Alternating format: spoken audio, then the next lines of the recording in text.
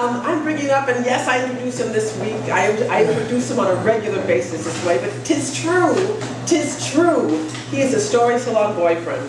He's a potential boyfriend of all, and that is now his title. Mr. Kaufman has done shows here that are stupendous.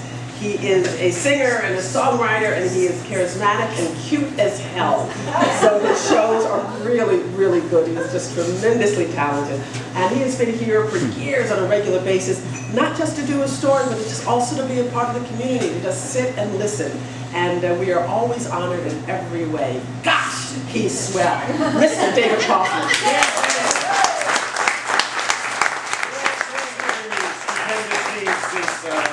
2006. There are many ways in which I am neither like Batman nor Robin. But damn, I love that show. I don't give a crap about the comic books. The movies have their moments, but I'm talking about the 60s TV show starring Adam West and Burt Ward. Despite my inability to emulate them in every way possible, decade after decade, that show is my flavor.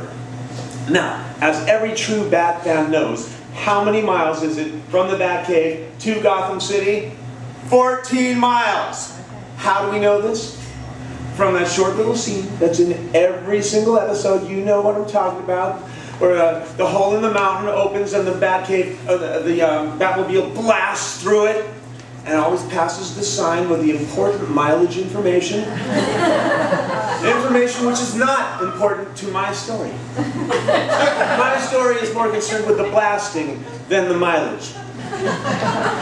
My lack of blasting ability has become an ongoing source of frustration because I feel it holds me back from truly getting my bat on.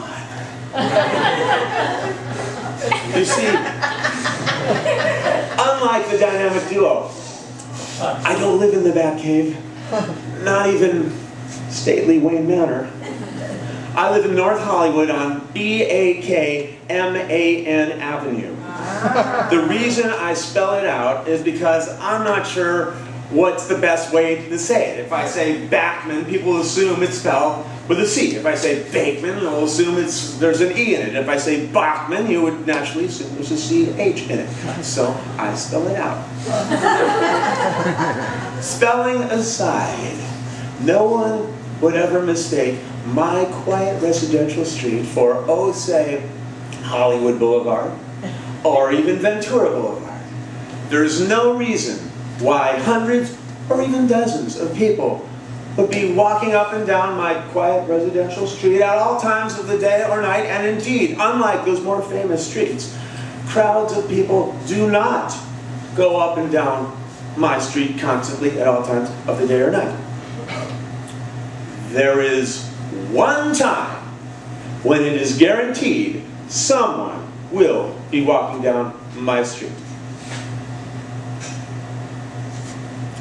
More on that in a moment. The building I live in provides underground parking for its tenants, so that's kind of Batcave-like. Every time I drive in or out of that underground parking lot, I click a little garage door clicker, and by the time I get to the gate, it's open. The one time it is virtually guaranteed someone will be walking down my street is when I'm driving either in or out of the building. Not just walking down my street, but directly across my driveway at the precise moment when I'm driving in or out of my building, thus preventing me from blasting a la the Batmobile out of my Batcave and into dynamic action.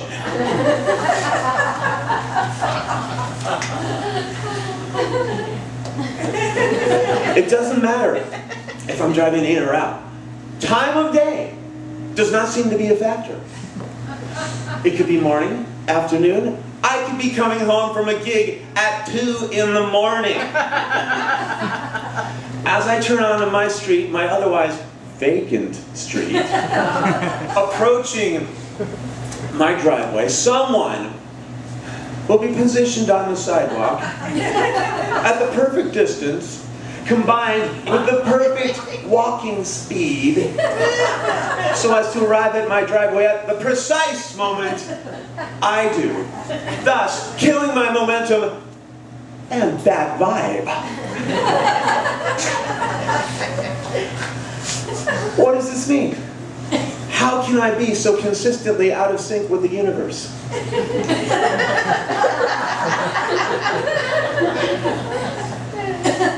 On the other hand, on a daily basis, I can count on experiencing a different, less irritating type of coincidence.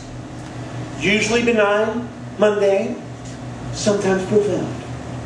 For instance, I'll be at home with the television on, but I'm reading something from a book, a magazine, online, and at the precise moment I will read a certain word, the person on TV will say that word. Now, I'm not talking about the or is. I'm more like alphabet.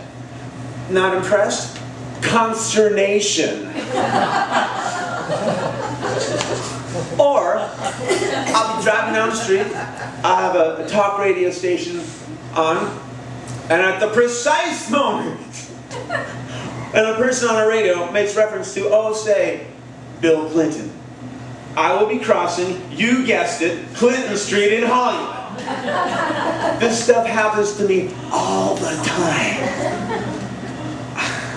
I just wish there was some way I could trade it in for cash. Okay, here's another radio example. I like this one a lot better. Earlier this year, I was in a serious romantic relationship. My girlfriend and I were driving in my car late one night. As we're talking, I turn on an oldies radio station. Sam Cooke is singing, "You send me, darling, you thrill me. At first it was infatuation, but now blah blah blah blah." Anyway, my paramour is too young to know the song, but I could tell she liked it. Anyway, she turns to me and says, "So David, what do you want to do now?" And at the precise moment she finished asking her question, Sam Cooke correctly answers it for me. "I want to marry you and take you home." Oh!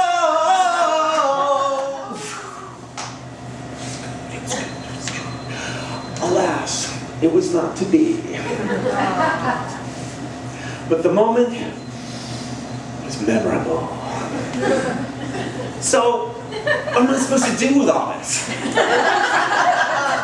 I don't know. Batman and Robin would input the pertinent data into the Bat computer, and after a quick application of Bat logic, they would have the answer in no time, I'm sure. And then they'd be blasting out of the Bat cave. I wish I could do that. Batman and Robin had to deal with a lot of stuff, but never a blocked driveway. David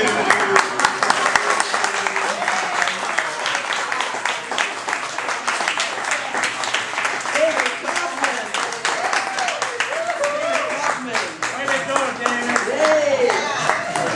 David Kaufman. Or is it Bruce Wayne?